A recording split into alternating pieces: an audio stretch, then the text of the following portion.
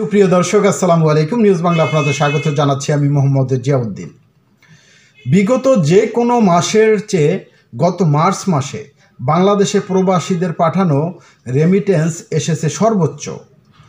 Bangladesh bank একথাই জানিয়েছে এবং প্রবাসীরা বিদেশে অনেক কষ্ট করে রেমিটেন্স পাঠায় বাংলাদেশে, কিন্তু বিগত আওয়ামী লীগ সরকারের 15 বছরে আমরা দেখি নাই যে রেমিটেন্স এত পরিমাণে আসতে কখনোই।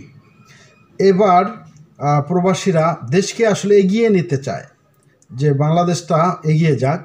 আমরা দেখেছি শেখ হাসিনার সময়ে কিছু দৃশ্যমান উন্নয়ন বলে চিৎকার করতো, দৃশ্যমান উন্নয়ন দেখেছি, কিন্তু বৈদেশিক রেমিটেন্স এত বেশি ছিল না।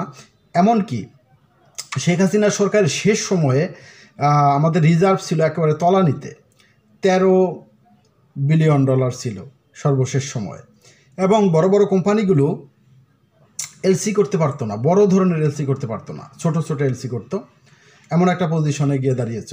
এখন আমাদের যে পরিমাণে রেমিটেন্স এসেছে, যদিও পরবর্তী সময় হয়তো এতটা আসবে না, যদিও $2.5 বিলিয়ন আসে, তারপরেও IMF, বিশ্বব্যাংক এদের কাছে আমাদের ওইভাবে ধর্ণা দিতে আর হবে না। দর্শক ভালো থাকবেন, আল্লাহ হাফেজ।